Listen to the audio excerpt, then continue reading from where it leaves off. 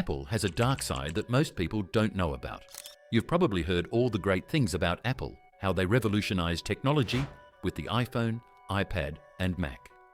But behind the shiny gadgets and the slick marketing, there's a hidden story of harsh working conditions, exploited labor, and even suicides.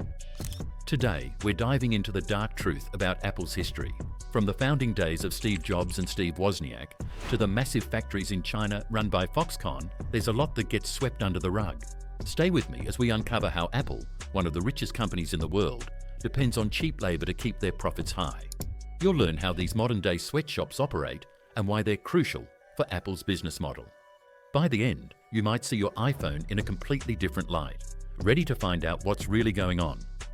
Let's get into it. Apple started in 1976, founded by Steve Jobs and Steve Wozniak in a garage in Los Altos, California. They had a vision to create personal computers that anyone could use, which led to the creation of the Apple I. It wasn't long before they introduced the Apple II, a huge success that put Apple on the map.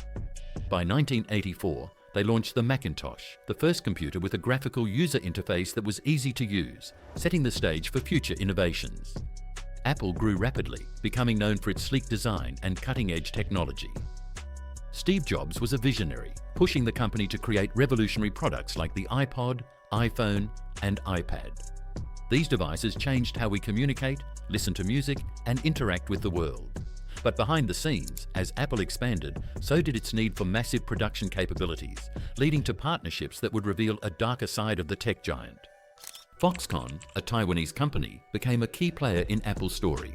Founded in 1974, Foxconn started small but quickly grew into a manufacturing powerhouse. By the time Apple was ready to mass-produce its gadgets, Foxconn was the perfect partner. They could produce millions of devices quickly and cheaply, which is exactly what Apple needed to meet the soaring demand. Foxconn's biggest factory, often called iPhone City, is located in Jingzhou, China. This mega factory employs around 350,000 workers who assemble iPhones and other electronics. The scale is mind-blowing. At one point, 85% of the world's iPhones came from this one location. Workers live in crowded dormitories, work long hours, and often face intense pressure to meet production targets. Despite the harsh conditions, many people from rural areas flock to Foxconn for jobs because it's one of the few opportunities available. However, the reality is far from the promise of stable income. Instead, workers face grueling shifts, low pay, and poor living conditions. Foxconn's rise highlights the enormous human cost behind the sleek Apple products we use every day. The working conditions at Foxconn are tough. Workers often put in 12-hour shifts, sometimes stretching to 14 hours, with only 1 or 2 days off per month. They live in cramped dormitories with up to 8 people sharing a small room. Privacy is non-existent and the facilities are basic at best. Meals are provided, but the quality is poor, with many workers complaining about the food. The work itself is monotonous and repetitive. Workers stand for hours, performing the same task over and over. The pressure to meet production quotas is intense, and mistakes can result in harsh punishments. If you make an error, you might be forced to write a formal apology or stand at attention for hours. This relentless cycle of work and limited rest leaves many workers feeling exhausted and depressed. Despite these harsh conditions, many workers stay because they need the money. However, the pay is low, averaging around $330 a month, which is far below the national average. To make ends meet, workers often have to do overtime, which is almost an unwritten rule at Foxconn. If you refuse, there's always someone else willing to take your place. When COVID-19 hit, things got even worse for Foxconn workers. In late October 2022, a single COVID case was detected at the factory. Following China's strict zero-COVID policy, the entire factory went into lockdown. Workers were confined to their dormitories and the factory grounds, unable to leave. The lockdown led to chaos. Videos surfaced online showing filthy living conditions, with garbage piling up and workers scrambling to get enough food and supplies. Many workers were locked in their dorms without pay and had limited access to food and medical care. The situation became so dire that some workers tried to escape, walking hundreds of miles to get back to their homes. Protests erupted as workers demanded better living conditions and the pay they were promised. The factory turned into a battleground, with reports of violence and clashes with security forces. Workers wielded sticks and smashed surveillance cameras in a desperate bid to draw attention to their plight. The protests were unprecedented, revealing the extreme stress and frustration among the workers. Foxconn eventually offered a bonus to workers to stop the destruction and go back to work, but the damage was done. The grueling conditions at Foxconn have led to a tragic number of suicides over the years. In 2010, a wave of suicides brought international attention to the factory. Workers, overwhelmed by the harsh environment, low pay and relentless pressure, saw no way out. By the end of 2011, 18 employees had taken their own lives. Foxconn's response was controversial.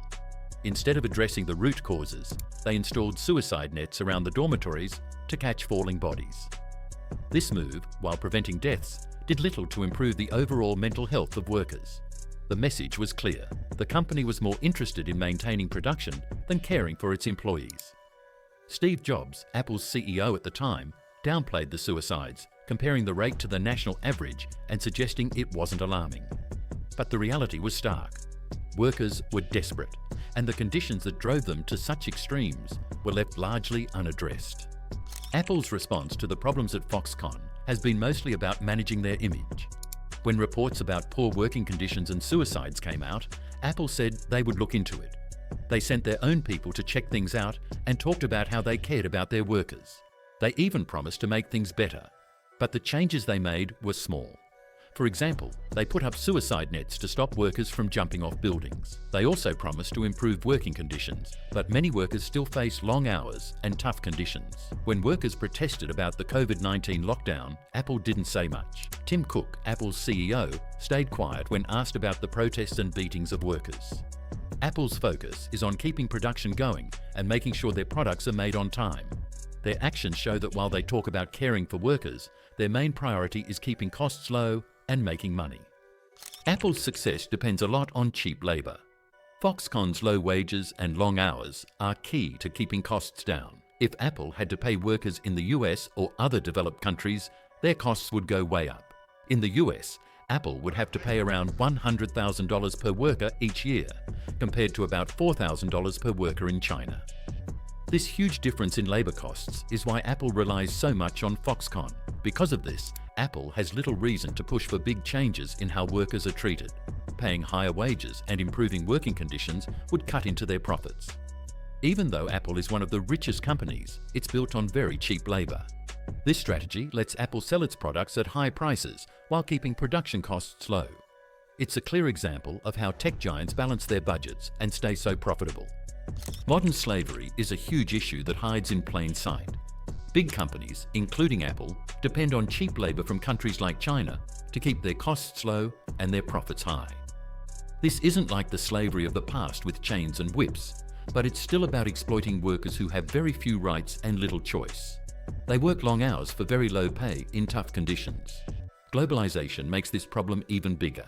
Companies can move their production to places where labour is cheap and regulations are weak. This way, they save money and avoid strict labour laws.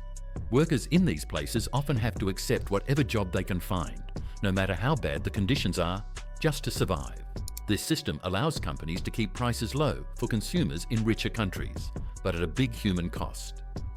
It's important to understand that this isn't just an Apple problem. It's an issue with how many products are made today. The global economy benefits those at the top while making life hard for those at the bottom.